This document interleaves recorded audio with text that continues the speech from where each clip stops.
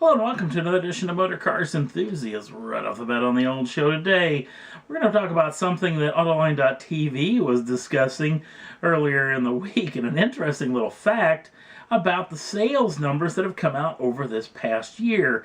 And we're still on record for some record sales numbers. In fact, the end of November of 2014, we're coming around to 17 million units, that being the SAR, the seasonal annual adjusted rate.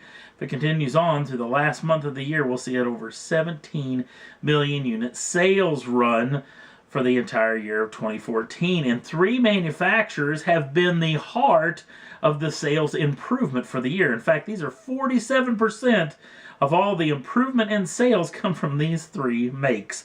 One of them being the Ram truck division underneath the Fiat Chrysler automobile umbrella. Also another machine out of their umbrella is the Jeep brand, and then the Japanese manufacturer, that is Subaru. Now that's an interesting deal. 47% of all the sales improvement comes out of these three particular brands. Very, very intriguing.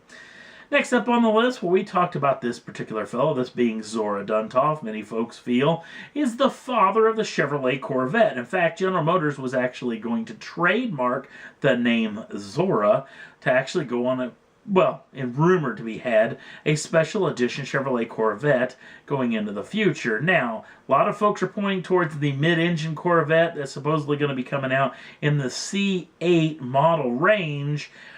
But there's also some folks that think that maybe we may see a C7 with a full carbon fiber body that may get the Zora name, quite possibly. And that mid-engine vehicle may again be the ZR1. So we not 100% sure what's going on here. But General Motors has run into a little bit of a snag with the trademark. And it comes down to this lady. This is Zora Neale Hurston. Miss Hurston is a very, very famous author, but she has passed on several years ago, but the camp still representing her is actually fighting the Trademark Commission for trademarking the name Zora. Now, General Motors still may get around this because Miss Hurston here actually sells books, where Mr. Duntov actually built automobiles. So chances are there will never be a Zora Neale Hurston automobile. You never know, there may be one day. But we can guarantee that there probably will be a Zora Corvette. So they may end up getting around this deal altogether. Next up on the list, well, the North American International Auto Show is well on its way, and this is one of the machines that's the finalist for the North American Car of the Year award, this being the brand new Hyundai Genesis. Now, it will go head-to-head with the two other finalists, which are the brand new Volkswagen Golf and also the brand new Ford Mustang. These three machines are going to be voted on by a panel of esteemed journalists, which will vote on the Car of the Year. Now, not only do they have the Car of the Year, they also have the Truck of the Year. One of these particular machines going to be the brand new Lincoln MKC. I know, they put SUVs and crossovers inside of the truck brand. It's a little bit weird, but that is the way they do things. Another one for the Truck of the Year is going to be the brand new Ford F-150, and also the vehicle that just won Motor Trend's Truck of the Year, the brand new Chevrolet Colorado. So it's going to be an interesting fight between these manufacturers in these two separate groups, again being voted on by an esteemed panel of journalists that will announce the opening day of the Detroit Motor Show, or the North American International Auto Show, will show off these two brand new machines, which one wins these two battles.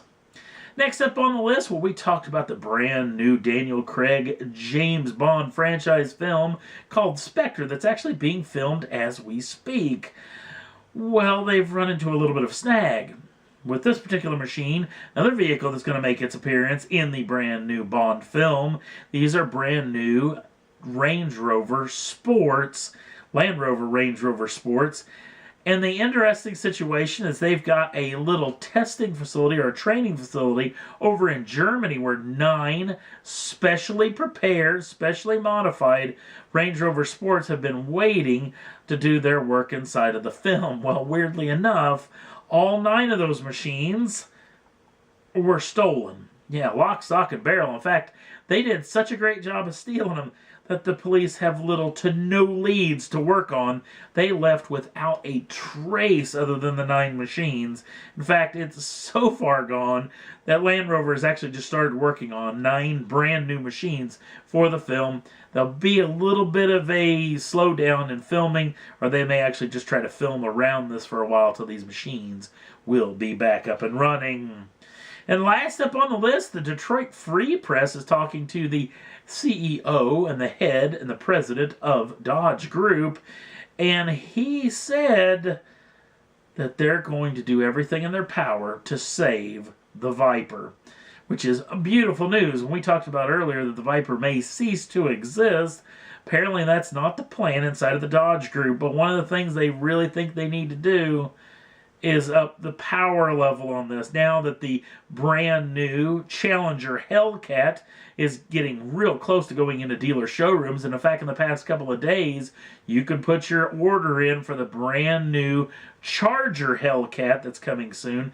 Both of these machines with a supercharged Hemi V8 making over 700 brake horsepower, where the old Viper here only makes 645 brake horsepower. So they're going to work on that, address that right off the bat, and put this thing back to the king of the hill underneath the Dodge Group. They're going to work on a couple of other things, and that big price drop that they did somewhere between 15 and 20,000 US dollars has done somewhat of a trick. Month over month from the year of, or from, I should say, from the month of September to the month of November, we've seen a 200% sales increase in Vipers, so not too shabby at all. This may have really done the trick, so hopefully this will be the deal that really puts the Viper back on top, at least underneath the Dodge umbrella, so I'd hate to see this make go by the wayside. And that's all there was that I thought was worth talking about for this edition of Motor Cars Enthusiasts.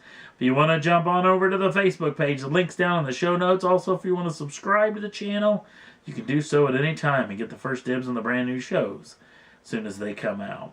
Thanks for watching. We'll see you again real soon.